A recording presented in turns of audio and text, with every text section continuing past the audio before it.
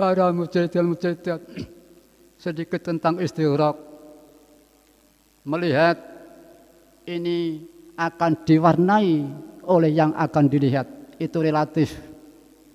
Ada tingkat tinggi kelebihannya yang tidak kandas pada dia melihat.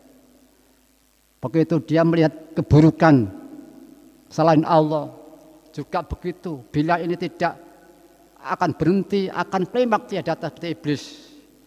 Jadi pertama-tama ini tahu dari mata fisik maupun mata hati. Meningkat lagi, tahu itu difokuskan melihatnya. Meningkat lagi, frekuensi kadarnya ditingkatkan lamanya. Meningkat lagi, tidak kelihatan selain yang dipandang itu. Maka ini akan terjadi kehancuran yang total. Para akan hadirat, ini satu contoh pengalaman. Kalau tadi ada redaksi hadis, Allah berfirman hadis qudsi, di saat hambanya seperti yang disampaikan tadi, maka Allah menjadi pendengarannya, menjadi tangannya, menjadi kakinya. Ini tidak berarti Allah terlingkari manusia, tidak, para mujahidin-mujahidat. Justru ketunggalan Allah itu meliputi alam semesta, meliputi hamba itu, para hadirin. Kita teringat Rasulullah SAW pada waktu di aras nanti di Yaumul Qiyamah sana. Kalau kami agak lupa. Rasulullah SAW sebelum memohonkan bagi manusia semuanya Nabi Adam ila Yaumul Qiyamah, bila sujud di hadapan Allah istighraq, para anak-anak, tidak berani mohon pada Tuhannya, para anak-anak. Tidak berani tanpa ada perintah, para anak-anak. Maka di saat manusia itu mau Nabi Adam ila yaumil qiyamah, dia nangis bingung di arah maksar sana, anak-anak. Nabi Muhammad akhirnya dia menjungkul sujud di hadapan Allah. Maka Allah memerintahkan, wahai Rasulullah, bangunlah, berdoa apa yang kau mohon. Baru dia berani bermohon, para hadirin. Itu hampir mirip seperti Sayyidina Ali. Walaupun enggak sama, tapi Sayyidina Ali ada sedikit mewarisi rohani Rasulullah. Dia di saat manusiawi itu mencampuri, dia tidak berani melaksanakan, maka tidak jadi dibunuh, para anak. Kami teringat ada seorang aulia, saya lupa, pada waktu Mbah pernah dawuh menceritakan suatu pengalaman seorang kasih Allah. Orang oleh itu berlindung pada Allah, ya Allah, aku berlindung padamu dengan sesuatu pemberian yang karena doa. Kalau dia diberi sesuatu oleh Allah, mergondongane, malah dia takut, dia berlindung pada Allah. Jangan sampai terjadi, para hati-hati. Para hadirin yang kami hormati, di samping mendoa itu otomatis ini ada getaran yang menyuruh mendorong adalah manusiawi yang kaitan dengan manusia itu sendiri. Maka pemberian itu, atau mungkin contoh, kalau kita ini kepada orang tua, mohon terus diberi orang tua. Ini kita karena kita mohon, entah karena kesungguhannya, entah apa, terus diberi orang tuanya. Ini mungkin terjadi kadang-kadang doa itu karena nafsunya anak itu, karena akan nggak diberi rusak dan macam-macam. Akhirnya orang tua itu memberinya itu, nilainya itu dan seterusnya. Itu kita bisa membayangkan. Lain dengan anak yang diberi orang tuanya, tidak akan mohon, memang orangnya itu punya, akan beri pada anaknya. Itu nilai lebih tinggi, lebih indah, lebih selamat. Karena mungkin kita mohon itu padahal bukan kebahagiaan kita. Misalkan kita mohon barang hijau, itu bukan milik kita, bukan barang kita mohon. Ini kan sulada para anak-anak. Orang tua mungkin dimintai anaknya. Anak itu misalnya bagian si A, lah si B minta, aku minta itu ayah atau ibu. Itu sungguh-sungguh. Ini orang tuanya kan bingung anak-anak. Diberikan bagaimana, tidak berikan mana. Karena anak itu mungkin tidak bisa gambarkan kekuatannya dan seterusnya. Mungkin ini orang tua dengan terpaksa. Ya akhirnya anak itu yang bertanggung jawab menggunakan atas yang dibilang itu sendiri. Di samping nilainya hubungan itu yang diberi itu kurang bagus, kurang sempurna. Ini maaf tidak berarti kita tidak boleh harapan dijal, tidak. Maka Nabi bersabda, yang maksudnya kurang lebih, kalau kamu berdoa yakinlah dijabah doamu. Di sini maksudnya supaya kita itu lebih selamat, lebih murni. Jadi kalau kita ini mungkin ingin A, maka getar manusiawi ingin berdoa mohon. Mari seperti Nabi, beliau tuh fokus kemudian istighraq, salat sujud. Maka pada waktu itu setelah beliau itu memfokuskan hanya Allah lillah bila istighraq, baru ada perintah, wahai bangunlah, mohonlah apa yang kau mohon. Maka Nabi berani mohon pada itu, artinya diberi oleh Allah Ta'ala.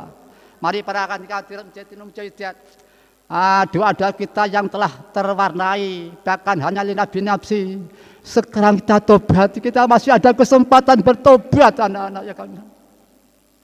Kelemahan, kesalahan kita, keteridaan kita, ketidakmampuan kita, ini belum masih ada kesempatan berbaiki anak-anak.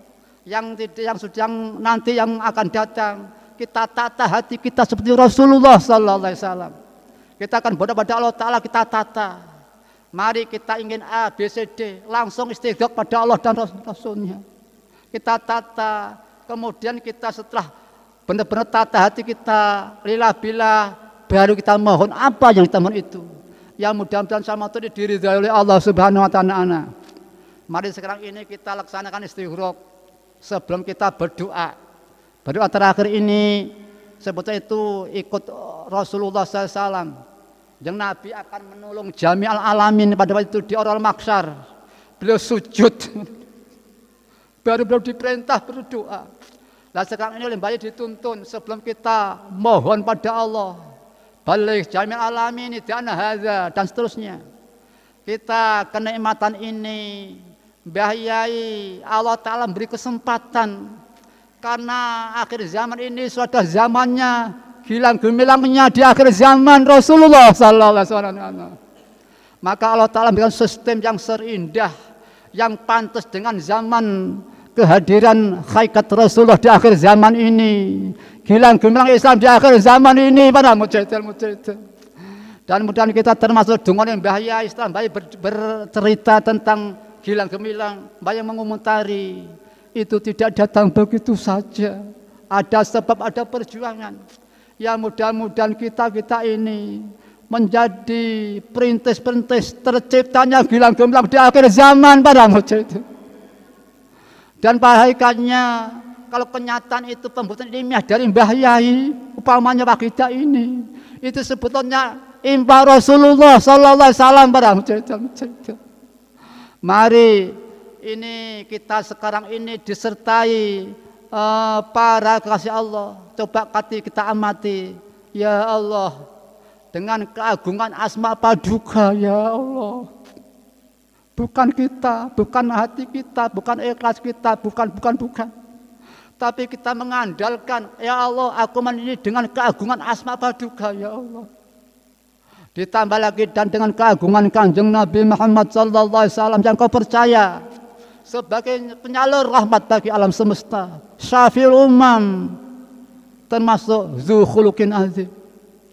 Dan dengan berkahnya Gausi Haja Zaman dan segala pembantu beliau, dan dengan berkahnya aulia paduka, baik yang hidup maupun yang almarhum, semua oleh Allah diberi kesempatan, maka beliau meneruskan memanggil Allah yang maha mampu. Kita buntu jalan, datang tahu apa-apa, buntu jalan, manggil Allah, ya Allah, ya Allah, ya tiga, berdoa, radhiyallahu ta'ala anhum, baru berdoa, balik jami'al alamin, itu dan seterusnya. Para mujahidin mujahidat, walaupun almarhum fisiknya, bila Allah Ta'ala menghendaki, terlalu kecil bagi Allah Ta'ala para hadirin. Allah Ta'ala bila menghendaki memperjalankan nabinya, kekasihnya, tahu keadaan kita, umatnya, menyintai itu terlalu kecil bagi Allah memperjalankan nabi seperti itu.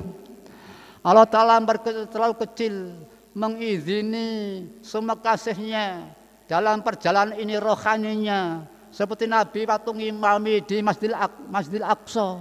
Ini rohaninya sudah tidak ada, jasmani sudah ada. Tapi rohaninya berkumpul bersama Rasulullah salat pada waktu itu. Nabi Musa alaihissalam sudah fisiknya almarhum. Allah beri kesempatan ridhonya. Maka Nabi Musa ya walaupun masih jauh, tapi diberi kesempatan yang hebat. Pada waktu itu Nabi Musa pernah maaf ini dan cerita yang lainnya. Nabi Musa ini yaitu Nabi yang menyatakan ingin jadi umatnya Nabi akhir zaman pada muncul itu. Nabi Musa menginginkan jadi umat Nabi akhir zaman. Setelah beliau tahu kelebihan kebaikan umatnya Nabi akhir zaman, beliau mohon pada Allah jadi umatnya Nabi akhir zaman para mujahidin dan mujahidat. Namun Nabi Musa secara fisik mungkin tidak dijabai oleh Allah Ta'ala dengan ketulusan hati beliau para mujahidin. Dan ada kisah yang lainnya tentang Nabi Musa. Nabi Musa tidak lulus dalam berguru pada Nabi Khidir. Ini satu suki tidak lulus, tapi satu suki Nabi Musa lulus pada hati. Tidak lulusnya Nabi Musa pada Nabi Khidir sudah maklum. Ini semua sudah memahami.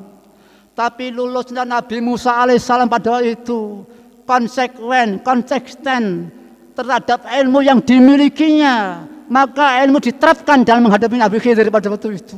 Memang Nabi Musa belum punya ilmu Nabi Khidir, maka dia konsekuen ilmu yang dimiliki, maka diterapkan menghadapi Nabi Khidir pada waktu itu.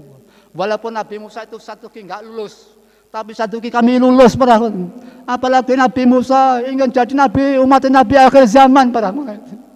Dan akhirnya dalam sejarah Isra Mi'raj Nabi Musa diberi kesempatan oleh Allah Ta'ala yang maha agung, maha kasih sayang, diridhai oleh Allah Ta'ala jadi rangkaian dalam menerima tugas salat 5 waktu yang asal 50 waktu jadi 5 waktu yang nilainya sama. Mari para mujahidin dan mujahidat sekarang ini istighraq, kita akan berdoa yang sungguh-sungguh untuk alam semesta, untuk umat manusia dan para nabi-nabi, rasul-rasul kekasih Allah bersama-sama. Ini semata bukan kita, tapi keagungan Allah itu sendiri, keagungan kanjeng Nabi dan seterusnya. Mari dengan sungguh-sungguh para mujahidin. Ya maaf kami nanti yang doanya sebagai corong panjenengan panjiwanipun istighraq.